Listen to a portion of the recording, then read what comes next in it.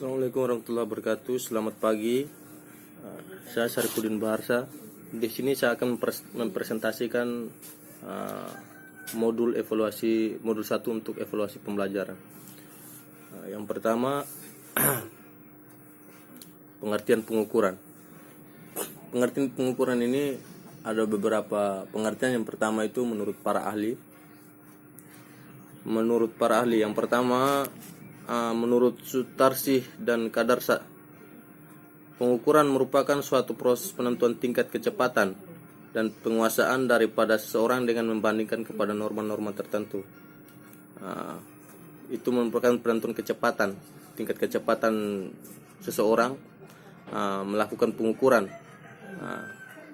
dibandingkan dengan kepada norma-norma yang ada. Yang kedua, menurut Gronlund, pengukuran merupakan suatu kegiatan atau proses untuk memperoleh deskripsi numerik dan tingkat atau derajat karakteristik khususnya yang dimiliki oleh individu. Nah, ini merupakan suatu kegiatan untuk memperoleh hasil dari pengukuran tersebut yang dilakukan oleh individu.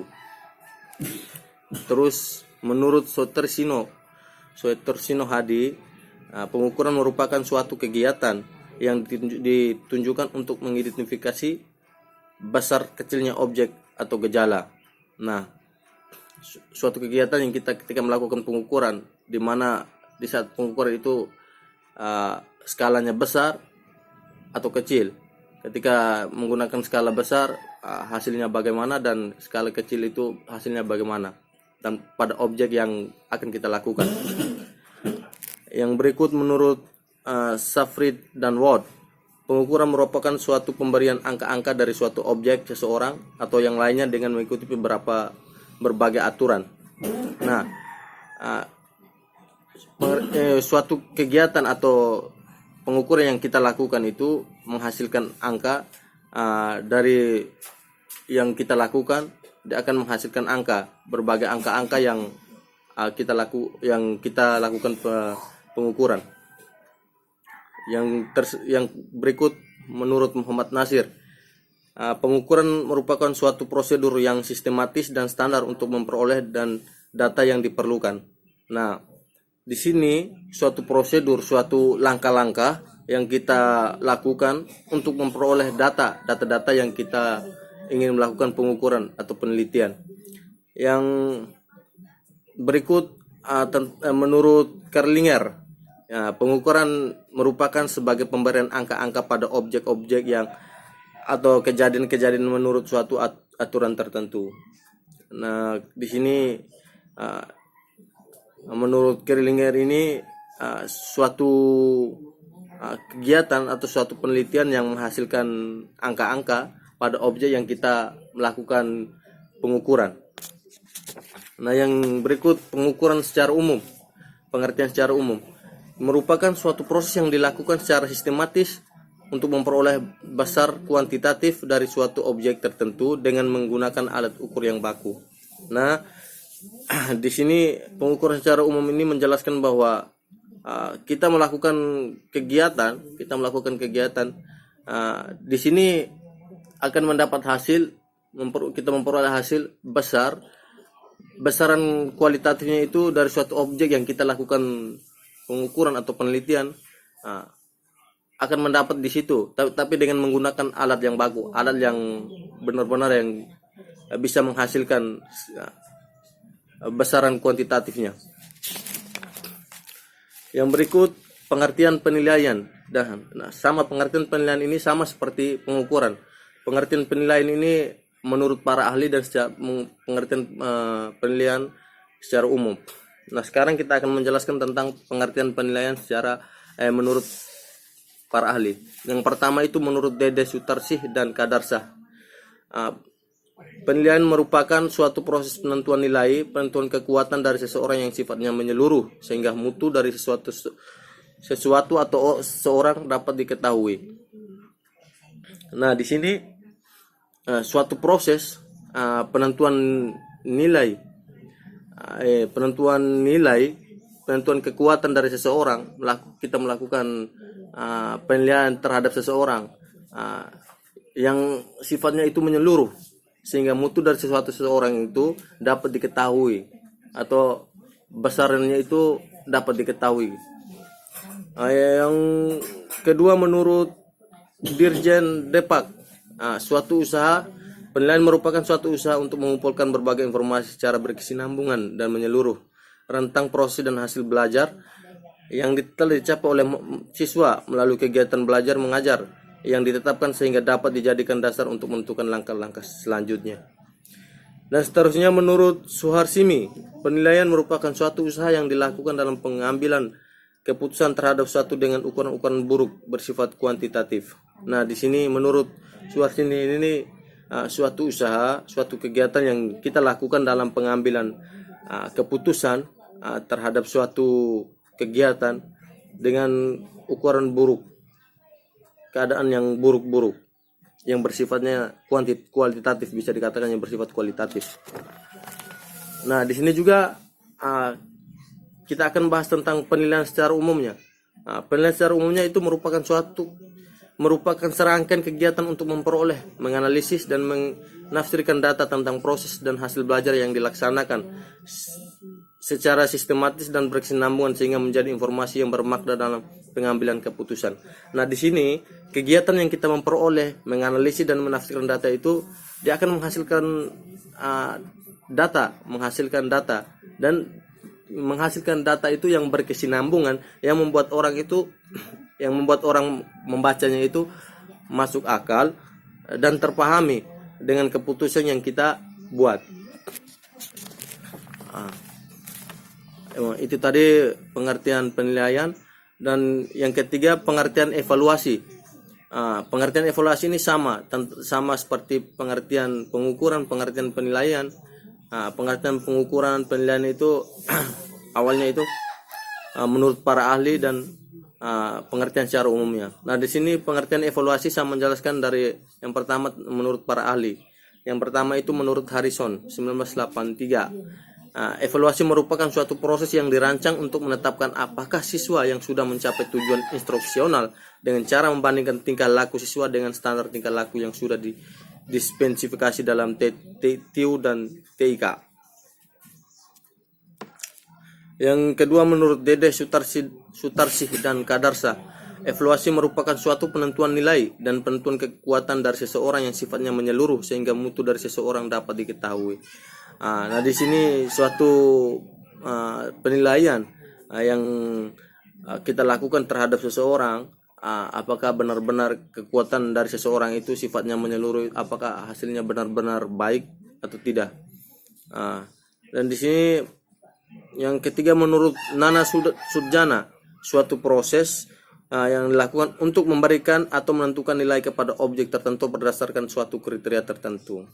Nah, di sini ya suatu objek yang kita lakukan evaluasi itu akan memberikan hasil yang memuaskan atau hasil yang baik terhadap objek yang kita melakukan evaluasi. Yang keempat menurut Safrid dan Wald, evaluasi merupakan proses membuat keputusan tentang hasil dari pengukuran dalam suatu tujuan yang hendak diukur. Nah, proses membuat keputusan tentang hasil dari pengukuran dalam suatu tujuan yang hendak diukur. Nah, proses yang kita melakukan keputusan, mengambil keputusan dari hasil yang kita melakukan evaluasi, melakukan penelitian. Dari hasil tersebut kita bisa mengambil kesimpulan atau keputusan. Nah, di sini kita akan menjelaskan tentang evaluasi secara umumnya. Evaluasi merupakan suatu proses yang dirancang secara sistematis dan terencana dalam rangka untuk membuat alternatif keputusan atas dasar pengukuran dan penilaian yang telah dilakukan sebelumnya. Nah, suatu proses yang kita rancang sistematis terancang untuk mendapatkan hasil yang baik. Oke, yang berikut kita akan membahas tentang mengukur, menilai, mengevaluasi. Yang pertama kita membahas tentang pengukuran. Mengukur merupakan membandingkan sesuatu dengan suatu ukuran tertentu atau standar ukuran tertentu. Jadi kita membandingkan suatu kegiatan. Jadi unsur-unsur pokok dalam pengukuran. Yang pertama ada objek yang diukur, objek yang akan kita lakukan, misalnya tempat, benda apa yang akan kita ukur. Yang kedua ada tujuan pengukuran. Tujuan pengukuran ini kita melakukan pengukuran mungkin di masalah yang kita ambil itu ada permasalahannya atau apa, ada tujuannya. Tiga, ada alat ukur. Alat ukur yang kita lakukan itu agar mendapatkan hasil. Yang keempat, terjadi proses pengukuran. Yang kelima, ada hasil pengukuran. Yang kelima ini ada hasil pengukuran. Ketika kita melakukan pengukuran, nanti ada hasilnya yang kita lakukan. Yang keenam, memiliki suatu pengukuran, yang yaitu waktu, detik, menit, jam, hari, minggu, bulan, panjang, meter, berat, tinggi. Itu yang dari memiliki suatu pengukuran. Yang kedua tentang menilai, merupakan suatu keputusan yang bersifat kualitatif terhadap suatu setelah membandingkan sesuatu dengan yang lain atau dengan suatu ukuran tertentu. Nah, mengambil suatu keputusan yang bersifat kualitatif terhadap sesuatu setelah membandingkan sesuatu dengan yang lain. Jadi kita mengambil keputusan setelah kita sudah membandingkan satu dengan yang lain, baru kita bisa menilai. Yang kedua, unsur-unsur pokok dalam penilaian. Yang pertama ada proses pengukuran dengan standar yang ada. Yang kedua ada standar yang dijadikan pembandingan. Yang ketiga terjadi proses perbandingan dengan hasil. Yang keempat ada hasil penilaian yang bersifat kualitatif. Terus yang ketiga tentang mengevaluasi, merupakan kegiatan yang tindak lanjut dari proses pengukuran dan penilaian sebelumnya. Kegiatan mengevaluasi ini kegiatan yang dilakukan cuman ambil kesimpulan antara pengukuran dan penilaian yang sudah dilakukan. Nah, di sini kita akan bahas tentang penilaian. Yang pertama itu apa yang harus kita nilai dari siswa tersebut. Yang pertama tentang pengetahuan, yang kedua keterampilan, yang ketiga sikap. Ada tiga ini yang akan kita menilai. Tersebut bagaimana cara kita melakukan penilaian terhadap siswa. Yang kedua itu kita melakukan pengamatan. Yang pertama kita melakukan pengamatan, kedua pertanyaan secara lisan, ketiga pertanyaan secara tertulis, yang keempat kita memberikan tugas terhadap siswa tersebut, yang kelima kita memberikan tes atau ujian terhadap siswa tersebut, dan yang terakhir kita memberikan siswa untuk melakukan presentasi, dan supaya kita tahu bahwa siswa benar-benar mengerti apa yang kita berikan.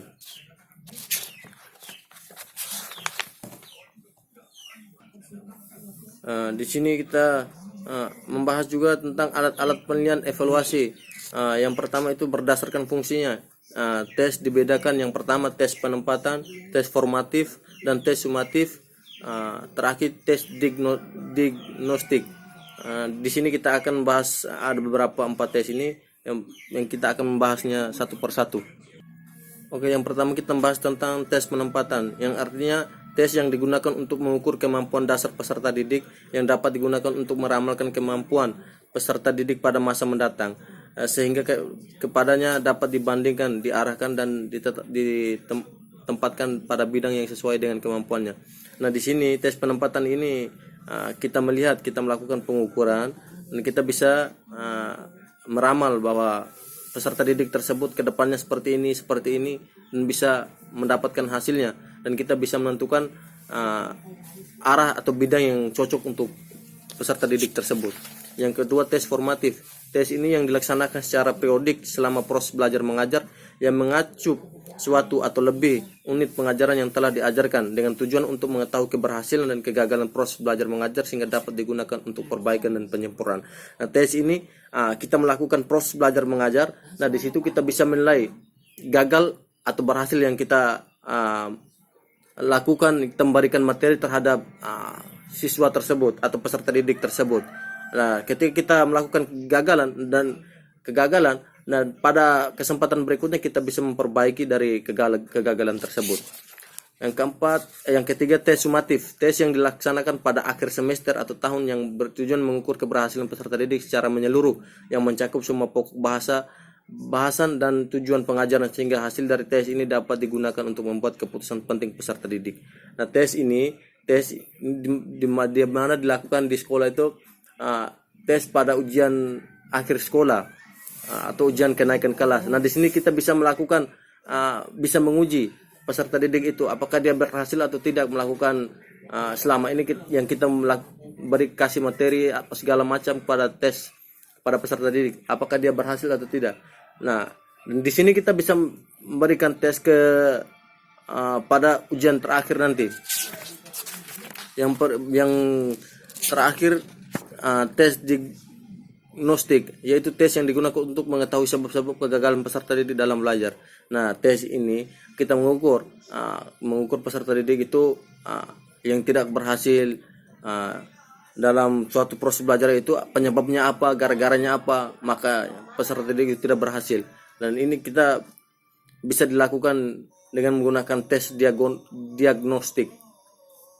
Baik, mungkin hanya itu saja yang dapat saya berikan, mungkin bermanfaat untuk kita semua. Terima kasih. Assalamualaikum warahmatullahi wabarakatuh. Selamat pagi.